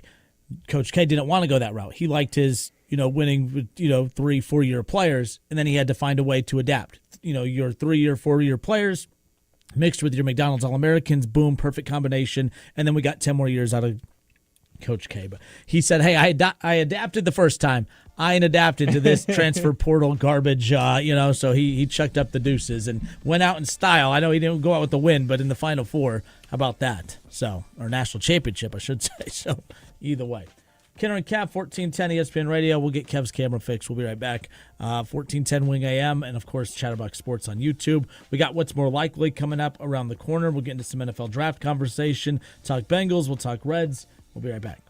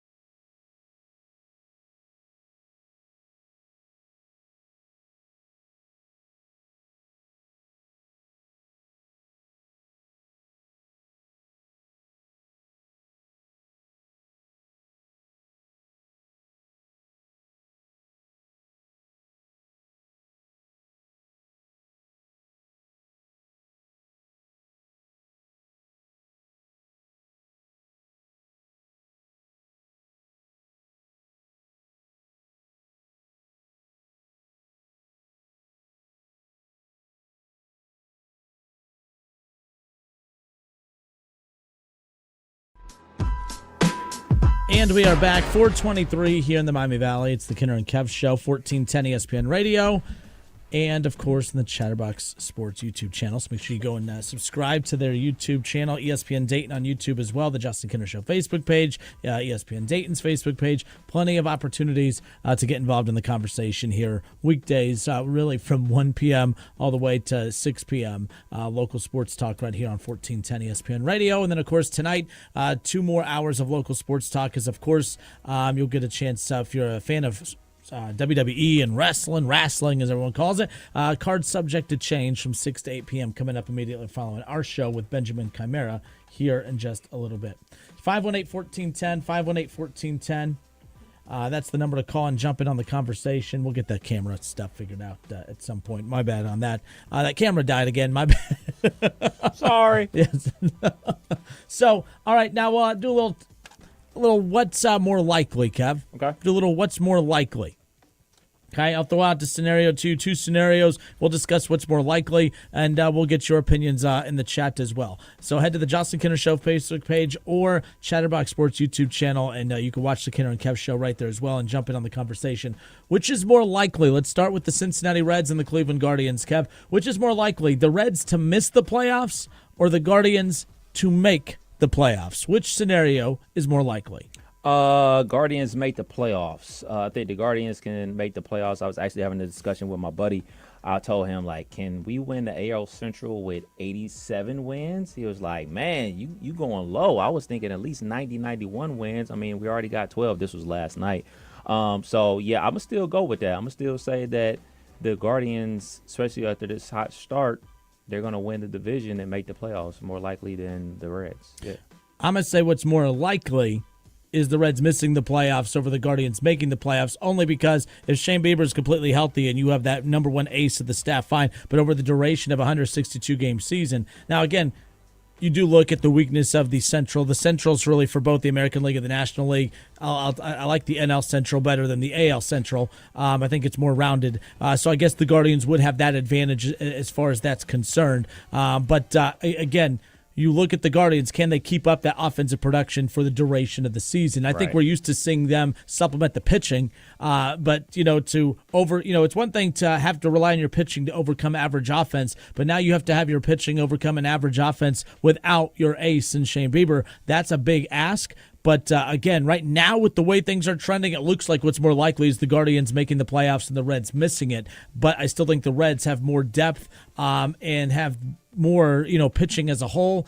And if they can get healthy, that's the big thing. And that's the case for a lot of teams. You have your ace out for the season. That is a known. The Reds just got Nick Lodolo back. They're getting some guys back. Friedel should be back here in the near future. Obviously, McClain, I'm just going to assume he's gone for the year. I'm not even going to buy into that they hope to have him back by this particular date. I trust the Reds about as much as I do the Browns and how they handle their injury updates as far as that's concerned, nonetheless. But yeah, either way, it's been an interesting start to the season. We opened the show talking Reds and Guardians, no doubt. But I'd say, yes, what's more likely, again, if you're just joining us, what's more likely, the Reds to miss the playoffs or the Guardians to make it? I think it's more likely that the Reds miss it over the Guardians making it, just because I think that's how unlikely it is that the Guardians do it, but we'll end up seeing what happens. Go Guards, just one. When just it's all said and done. Just beat the Red Sox. Yeah. 13-6, baby. Road to 90 wins, baby. 77 away. Next up, what's more likely, the Lakers to beat the Nuggets in round 1 of the NBA playoffs or the disgruntled Bucks to win the NBA championship this year's playoffs? Which is more likely, the Lakers to beat the defending NBA champions in the Denver Nuggets or the Milwaukee Bucks with, of course, Dame Time and Giannis Antetokounmpo to win the NBA championship? Which is more likely to happen? Oh, the Lakers to beat the champs. Absolutely. The Bucks will be lucky to beat the Pacers in the first round. Giannis is out to start that playoff series. They play absolutely no defense. Your head coach and Doc Rivers is mid at best since he left everything that was going on with the Boston Celtics. And, I mean, let's be clear, man. Yes, I think Jokic is the best player in basketball. I think that the Nuggets should be the favorite to win the NBA championship. But when you have one of the best basketball players of all time, LeBron James, and Anthony Davis, who for some strange reason people think sucks, even though Anthony Davis, in my humble opinion, is the NBA's Defensive Player of the Year, I think they have a way better chance, not only in just removing the fact that in this situation, I think they have a decent chance of beating the Nuggets in this series. I mean, this is exactly where you want to be if you're a Lakers fan. This notion of avoiding the Denver Nuggets is flawed because in the first round you get more rest than any time else in the playoffs. So when you're a 40-year-old like LeBron James, you get more rest. You get your legs back underneath you, so you're playing these one-off games, and you're getting better and better. Later in the playoffs, the games come fast and furious, and you get wore down. This is exactly the opportunity that the Lakers need to beat the Denver Nuggets. But as far as the Bucks are concerned, this season is over, dog. This season, if they beat the Pacers, it's going to end in the next round. They are not making it to the Eastern Conference Finals, let alone the NBA Finals. Yeah, see, apparently it's Dame time is over, by the way. Yeah, Dame had a chance. Don't say Dame, he did never give him a star player. You got Giannis Antetokounmpo. You can't find a way to get it done. Giannis ain't playing. But even when he was playing, things were trending downhill as far as that goes. But no, look, this one's tough. Look, if Giannis is healthy, I'm going to go with the more healthier team. Look, this is how little I have faith in the Lakers beating the Nuggets, and I'll still take Milwaukee winning a championship, putting money on them. That's how little confidence I have in the Lakers doing it. And I know what you're saying. Look, the NBA does this all the time. They do this whole, what happened? I thought that everyone said that Anthony Davis is injury prone. He is injury prone. Let's not act like, how long has he been in the NBA, Kev? 8 years, 9 years, 10 years? At least 10. 1 year. One time in 10 years, That's he makes it to the duration of the season. That's not true. He got, calling him street clothes, that was warranted. He does not deserved it, but it was warranted. He couldn't stay healthy. He could not stay healthy. He was not a reliable player. And even then, the last game of the regular season that he played in, there was back stiffness and all this stuff, and that's usually the team's way of warning you, hey, there might be something coming. The same thing with Zion Williams. Zion bursts onto the scene. I'm not happy about this, by the way. I'm just saying. Zion bursts onto the scene, shuts up a lot of people. That's who we were expecting to see. And then right back to what we've been accustomed to since his days at Duke. Oh, yeah, he's out, for some time with another injury. As far as that's what concerned. a bummer. What a bummer. He was on the stage, and he was bawling. Oh, yeah. And that's the bad part.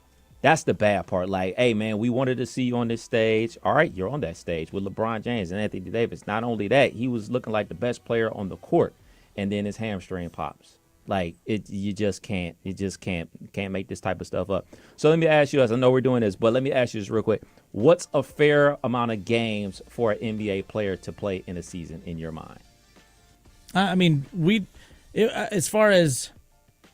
Once you're going to have a season where you're banged up from time to time, but to go a half a decade straight of missing more than half the season like AD was doing, that is just unacceptable. And it's not his fault. That's the thing. When we talk about these things, it's by the way, as pissed off as fans could be and media is because you want to see, there's no one that's more upset and devastated than the player himself, except, he's paid a lot of money. So, he's still, you can feel, sad in your downtime when you're not out in your expensive car, hanging out in your mansion or, with all the hot chicks. So you can't put a number on it. You can't put a number on it. Well, look, they talked about, everyone saying it was unfair to put that 65-game limit to win MVP, but, they said that there's never been an MVP in the history of the league that's played less than 65 games, so why were people bitching about that to begin with? I didn't even know that, and I'm like, yeah, why are people complaining? I didn't even know that. I thought that was interesting. Look, AD did. He stayed healthy all season, and he proved why they gave him that big mass extension. So is 65 a good number? I'd say 60 is fair. 65. You're going to have, I'd say 60 is fair. 20 games. I wouldn't like you to miss 20 games a season, but 60 is at least fair. So I'd say 64, 67, 68, 61, 75, 75, 56, 62, 36, 40, 58, 76. So according to the Kenner rule, he's only missed 4. Playoffs. Where's he at in the playoffs? I don't have that available. No, but hold on. You're right. So that's more games than I actually assumed that he had played late. But I don't think is anyone out there really thinking that he's the Iron Man champion of the world, that he's out there every single night? No. But those numbers I'll give you that. Those numbers are higher than I thought. Yeah, because I had to do it myself because when I saw that 76, he played a career high 76 games. I was like, man, that's a lot of games. That's 90s basketball. Hey, man, you roll an ankle, you miss a game here. You roll an ankle, miss a game there. Okay. So then I looked. I was like, well, he has a couple of seasons where he's like 75, and in the 60s. That's not that bad. But, like, you are right. That spurt where it's the 36, 40, and 54, like, that's where people have the brunt of their energy. 10 focus. years, 30% of his career, that's the narrative. That's the oomph. And most importantly, those are the years with the Lakers. We can't deny that because it's the Lakers. Like, if this was for the Pelicans, his first team, people wouldn't say anything. Like, oh, well, he's a good player. But it's the fact that he missed all that time, most importantly, and then he does it with the storied franchise that is the Lakers. And if I'm the Lakers, too, I'm a little concerned because, like, it's rare to find there's a lot of good players in the NBA. Anthony Davis is a cornerstone type player that you would like to think so, but, like, the Lakers, even when he's out there all season, they don't look like the best team in the NBA. And, like, it's supposed to be his team post LeBron. But you have LeBron averaging 27 near a triple-double on the season, and they're still just very good. But they're not elite. They're in the play-in tournament. And that's with LeBron at 40 whatever years old, almost 40, doing what he's doing. For him to be doing what he's doing at his age, and with AD playing pretty much the whole season, and the Lakers are still fighting just to get into the games that actually count. These games don't count. They don't even, their stats, like, everyone's like, oh, man, Zion in his postseason debut. Well, no, he didn't. He didn't drop 40. Those points don't exist. Yeah, Those that points happened don't with, exist. with the Celtics, I think, at the first year to playing. I believe Tatum, I think he dropped like 50. And I was like, all right, does that go to, like, the bottom line? Because that makes him, like, the second leading scorer in the NBA. It's like, no, it just goes into the ether. Doesn't whose matter. line is it anyway? The points don't matter as far as that's concerned. By the way, a lot of people are having fun with the green screen fiasco in the background.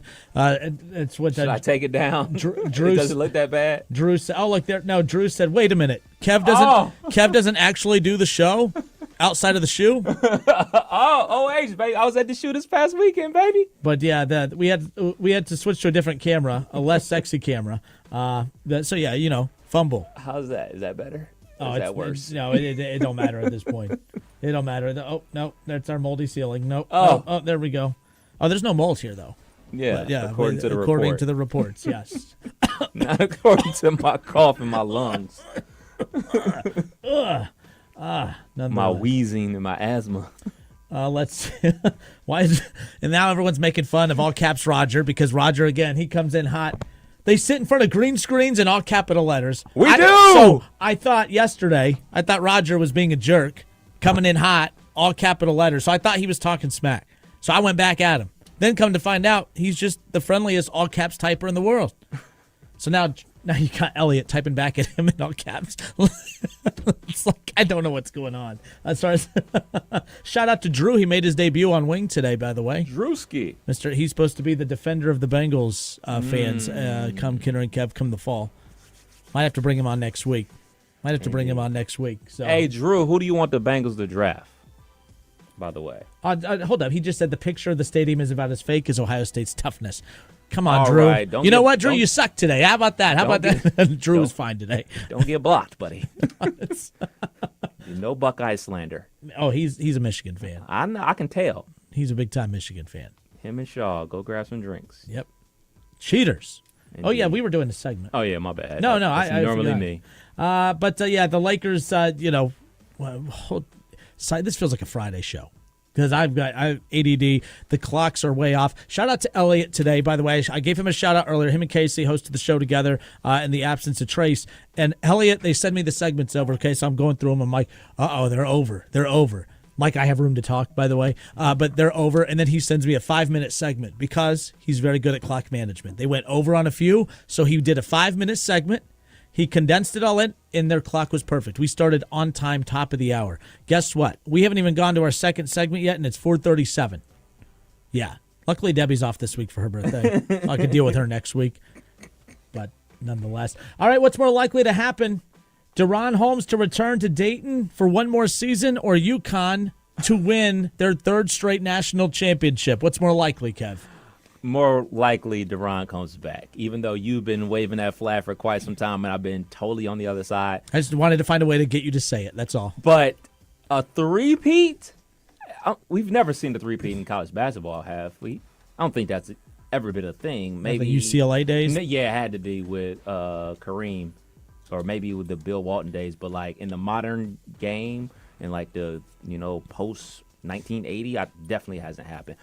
So yeah, I would definitely say Duran's more likely to come back than them to actually three-peat.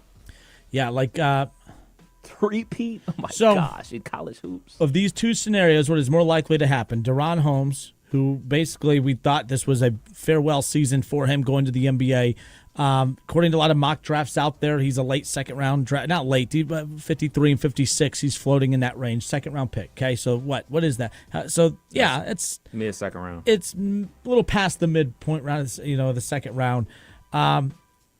It's like one of those two. Okay, so I've said this before, like last year. I said it was a gamble to come back if you're Duran Holmes. You go to that scouting combine, they tell you what you need to work on, and then you take that information and you come back and you work on those things, right? I've never seen a player do a better job of that than we saw with Obi Toppin years ago. Obi Toppin was not a very good three-point shooter, and there was a lot of things about his game that he was not good enough to go to the NBA after that first run in 19 or wherever it was, and then 20, he goes, and every single thing that they told him to work on, he just excelled at it. I mean, the kid was phenomenal. Obviously, I mean, that's why he won National Player of the Year. He goes on to be a lottery pick. I mean, the kid was phenomenal. That's not a dig at Duran. Duran improved on the things he was told. He just didn't do it at the level of which we saw Obi make that jump from one year to the next. Now, that's a great thing because Obi was A10 co-player of the year. Okay, he was A10 player. I'm just saying he's A10 player of the year. Right? He did everything right. He was on every, top whatever list out there that you can talk about. So, but the thing is, he just didn't make that major NBA stride. And maybe that's not there. I don't know. But I said it was a gamble last year to come back with the roster with so many question marks because they had a roster that was good enough to be preseason top 25 heading into last season. And they totally failed. They did not live up to that at all at any point throughout the season. It was a one-bid league last year, and they couldn't win that one-bid league. They had two NBA players on the roster, couldn't get it done. I was very critical of that. I said that's a gamble to come back when you're losing to Monty Kamara, who takes a lot of defensive attention away from you too. Well, he excelled this past season. But now you got to potentially, if you come back again, now you're without who they just lost, Kobe Bryant. That's a problem. They're without Kobe Elvis. Kobe Elvis is, by the way, being looked at by some high major programs. Right. Oklahoma, he's doing a visit to go to Oklahoma or whatever, so keep that in mind too. So that's they're losing some major talent. So Duran, I felt was good enough to come back, but now what's he coming back to? I think it really just matters what the portal situation is. If you're Anthony Grant, hey, I'm going to go portaling to put players around Duran that fit Duran. But if Duran's not coming back, maybe I need to go get a player in the portal to replace Duran. I don't think Zed Key's good enough to replace Duran. So I think that makes their job tough too. When I heard that Brea was leaving, that changed my mind on him coming back. So I'm going to say it's more likely that you watch Hurley, who's doing the best coaching job in college basketball right now, win a third straight. That'd be crazy. He lost a lot of production from last year's championship team too, and did it again. There's just something about his style and the way he's operating right now. I'll put money on that over Duran coming back, and I'm kind of walking that back a little bit. But that means he will come back now because I'm walking it back. That is insane. So I'm doing a little research here. Kentucky, back in the Adolph Rupp era, they won a three-peat, 48, 49, and 50. And UCLA, 7 in a row, back in the 60s to the 70s. Yeah, seven in a row. 7 in a row. 7 in a row. Sir Boy Wonder just said, "Where's all the UK talk?"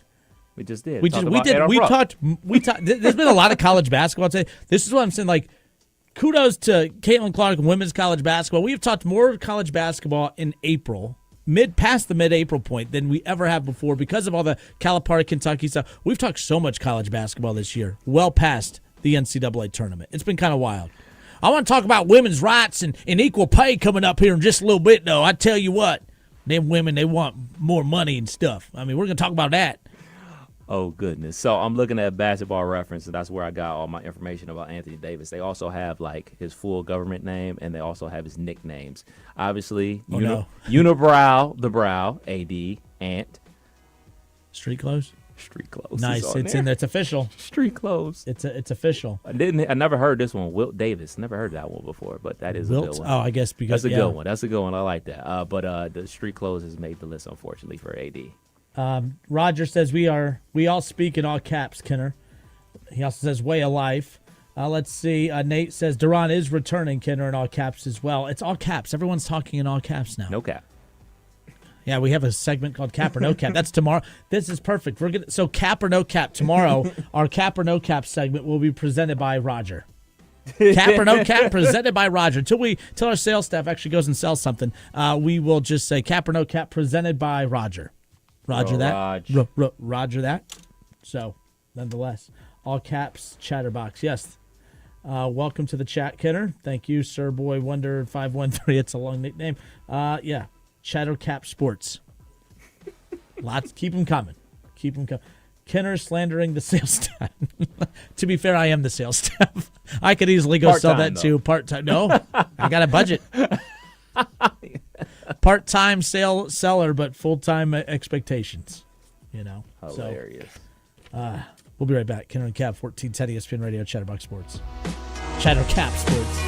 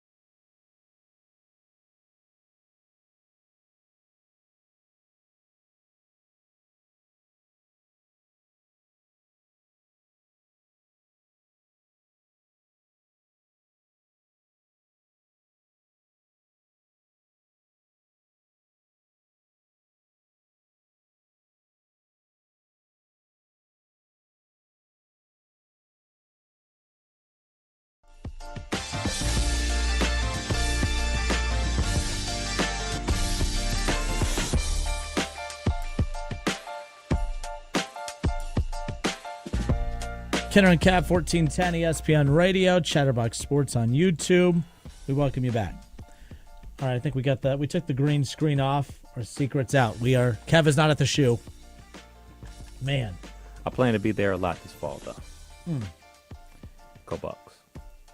Kenner, do we have to be listening when the Reds tickets giveaways announced, or you will be texted? The winner will get a text, and the tickets are digital, so they'll just be sent right to you. Easy breezy. I don't know what that sound effect was, but that was the sound effect of getting the tickets right away. But we have tickets for Friday, Saturday, or Sunday. We will have 10 winners, and we will send a pair to you, and you text back what you want. If we text you and say that you're a winner, you text Friday, Saturday, Sunday, you'll get your pair of tickets for the games coming up this weekend. Reds desperately looking to get back into some kind of rhythm, especially after being swept by Seattle. Of course, everyone felt really good. They were riding high after that sweep over the White Sox, and that's a team you should do that to. It's a team you should beat if you're a team like the Reds with the expectations that you have. And then, the thing is, with as good as the Reds are, you shouldn't be swept by anybody. I don't care if you got to go on the road. It's the back end of a longer road trip. I don't care about, that's unacceptable. I mean, the pitching staff over the weekend, the 30 walks, that's unacceptable. That's you're not doing yourself any favors. Over 30 walks from the Reds pitching staff over the weekend. That's high. That's that's not a little as far as that's concerned. That is definitely 420. Nice. So what is today? Oh, it's the 18th. Yeah. Saturday, buddy. Mm-hmm. So your Guardians won again. That's annoying. 13-6. The Guardians are tied for the best record in the American League. Come on, baby. Do we the hatred for the the hatred between Reds fans and Guardians fans? I don't know if it exists. Like Browns, Bengals, we hate one another. Right. I already saw someone say, Sir Boy Wonder, who's the Browns fan here? Well, that would be me. Your opinion? Now, you have 513 in your little YouTube username there. We're not off to a good start, Sir Boy Wonder. But you know what? It is what it is. But that's why I can't wait for the fall. The show has a completely different vibe in the fall. I am much more unlikable August through January. I mean, I'm unlikable now, but it's like times 10. And Kev's laughing because he knows.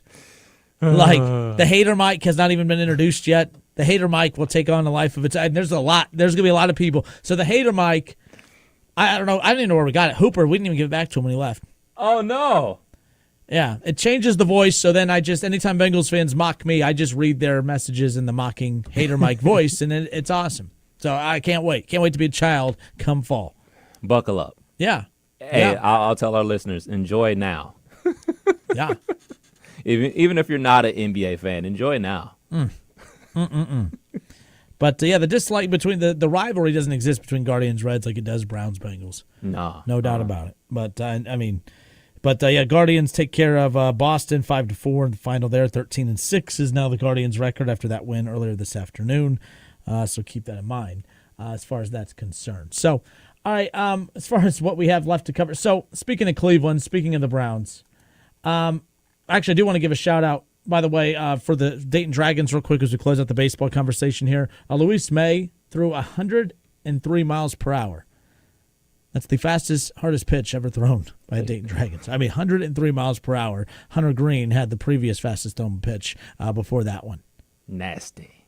Yeah, I mean, I'm watching it right now. Swing and a miss. That's exactly what you would expect, 103 miles per hour. When Jeff Mercer was the coach at Wright State, we were lining up. He's now the coach at Indiana. We were lining up. The last time I played baseball was Little League, and I think the little jerk throwing me the ball was throwing 30 miles an hour. How fast do you think these kids throwing in Little League?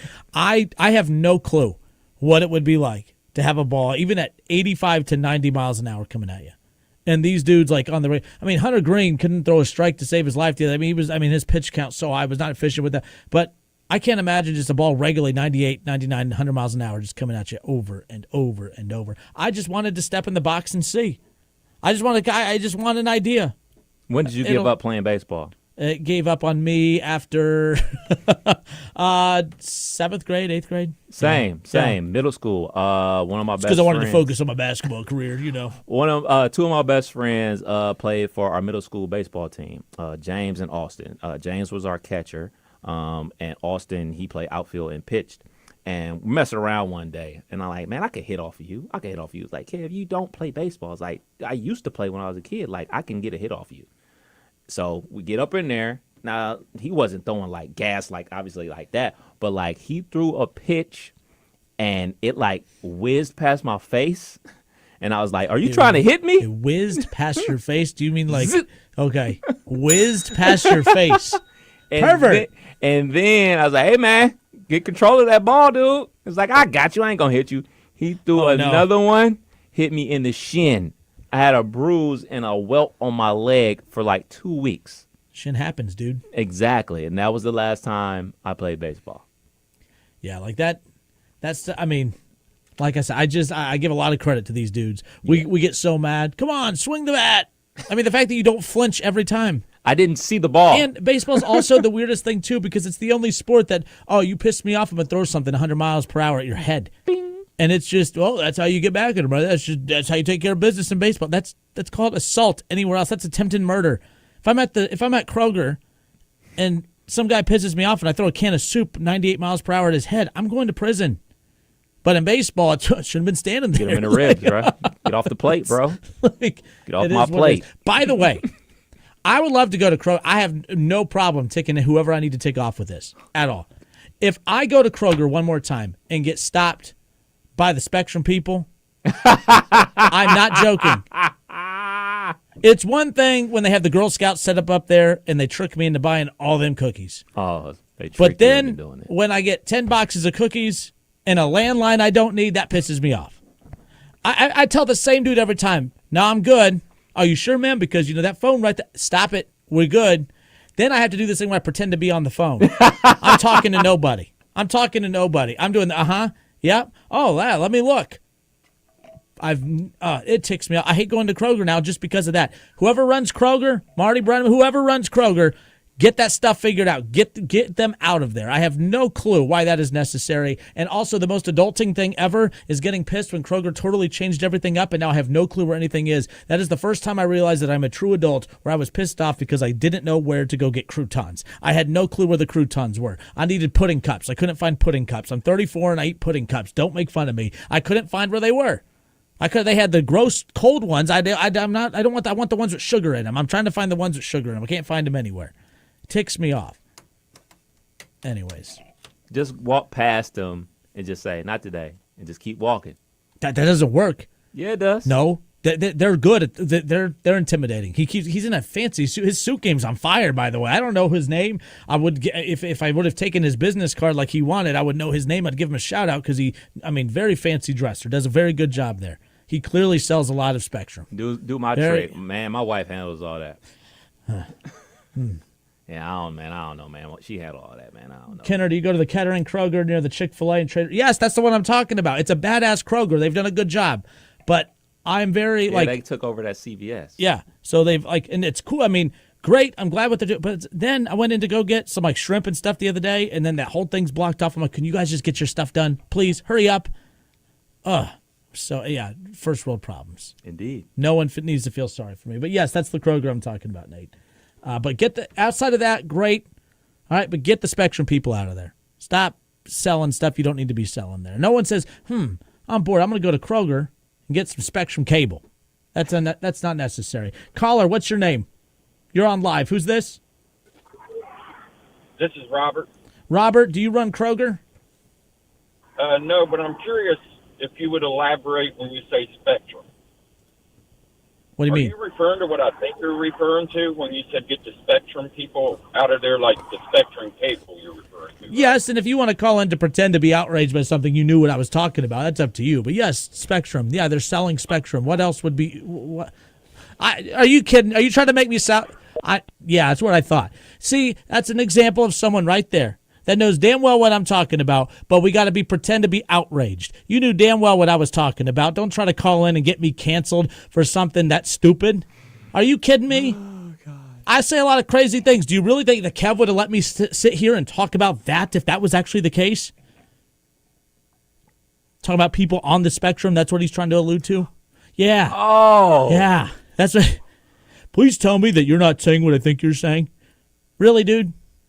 That's the person right there that lives in our world that is looking for things to be mad at. Yeah, I didn't put that even remotely close. Thank together. you. Kev would not have allowed me to do that if I was even stupid enough to even go that route, which I wouldn't. What is wrong with people? Let's catch up. On I some can't even get commercials. mad at the people selling Spectrum.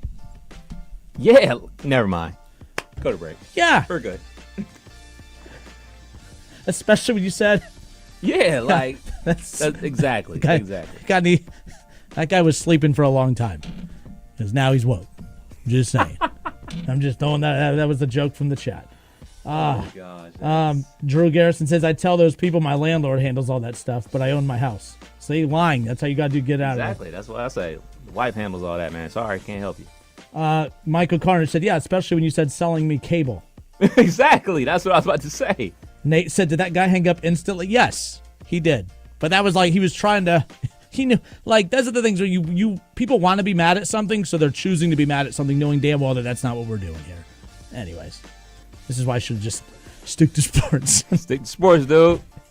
Quit answering the phone, man. Hour 3 next. Get me the hell out of here. Gotta go to Kroger.